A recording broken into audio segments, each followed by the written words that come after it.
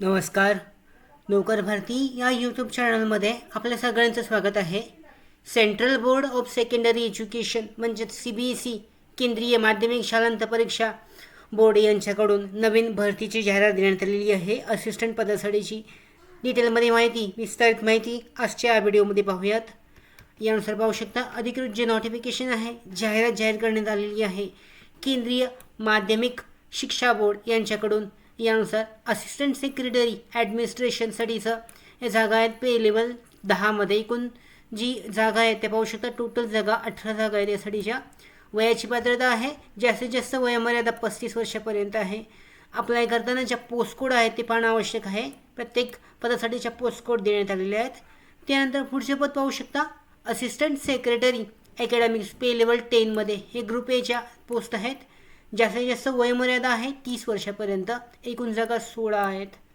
त्याच्यानंतर assistant secretary skill education पे level 10मध्ये 30 वर्षापर्यंत वयोमर्यादा आहे.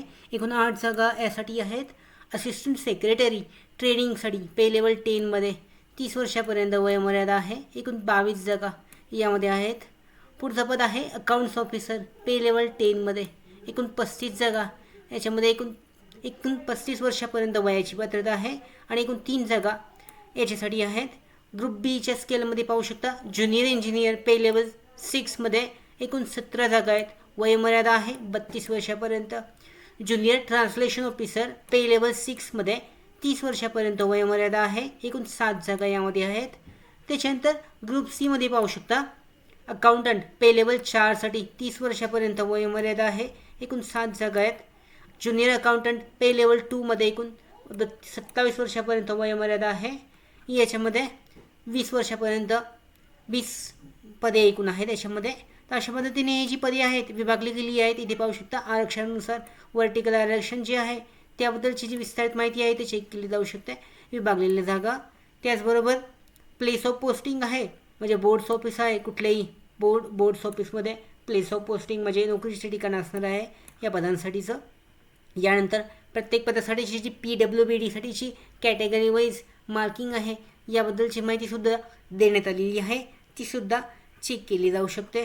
यानंतर पाहूयात याच्यामध्ये पुढे जी आहे महत्त्वाची जी माहिती आहे यामध्ये तारखा पाहू शकता. ऑनलाईन रजिस्ट्रेशन सुरू होत आहे 12 मार्च 2024पासून. शेवटची तारीख आहे 11 एप्रिल 2024. त्याच्यामध्ये पोस्ट कोड आहेत. पोस्ट कोडनुसार तुम्हाला अप्लाय करायचं आहे. टोटल पोस्ट पाहू शकता एकूण 18 पोस्ट आहेत असिस्टंट सेक्रेटरी ॲडमिनिस्ट्रेशनमध्ये. त्याच्यामध्ये सब्जेक्ट जे आहेत सब्जेक्ट वाईज डिटेलमध्ये चेक केलं जाऊ शकतं. हिंदी सब्जेक्टसाठीच्या सगळ्या सब्जेक्टसाठी एक पोस्ट आहे असिस्टंट सेक्रेटरी अकॅडमिक्ससाठीच्या. अशा पद्धतीने पुढचे जे डिटेल पाहिले जाऊ शकतात. प्रत्येक पदासाठीचे जे एकूण पोस्ट आहेत त्या विषयानुसारच्या पोस्टची माहिती देण्यात आलेली आहे. पोस्ट कोड अप्लाय करताना पोस्ट कोड सिलेक्ट करणं महत्त्वाचं आहे, आवश्यक आहे. लास्ट डेट आहे 11 एप्रिल 2024पर्यंत अर्ज केला जाऊ शकतो. अधिकृत जी वेबसाईट आहे या वेबसाईटवर ऑनलाईन अर्जाची प्रोसेस सुरू आहे, चेक केली जाऊ शकते. आणि त्याचबरोबर प्रत्येक पदासाठी दिलेली वयाची पात्रतासुद्धा पूर्ण असणे आवश्यक आहे. यानंतर पाहू शकता तुम्ही जी शैक्षणिक पात्रता आहे प्रत्येक पदासाठीची देण्यात आलेली आहे. या अधिकृत जाहिरातीची लिंक PDF लिंक डिस्क्रिप्शन बॉक्समध्ये आहे. डाउनलोड करून तुम्ही विस्तारित माहिती चेक करू शकता. प्रत्येक पदाबद्दल ज्या पदासाठी तुम्ही अप्लाय करणार आहात त्या पदाचं शैक्षणिक पात्रता डिटेलमध्ये चेक केली जाऊ शकते.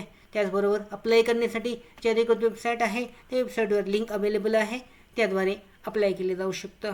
अशा पद्धतीने केंद्रीय माध्यमिक शिक्षा बोर्ड यांच्याकडून जाहीर करण्यात आलेल्या विविध पदांच्या भरतीसाठी अर्ज केला जाऊ शकतो. त्याचबरोबर आमच्या भरती updates, study material, online test series, police भरती प्रॅक्टिस टेस्ट आणि अधिक माहितीसाठी नोकर भरतीच्या यूट्यूब चॅनलला सबस्क्राईब करा. धन्यवाद.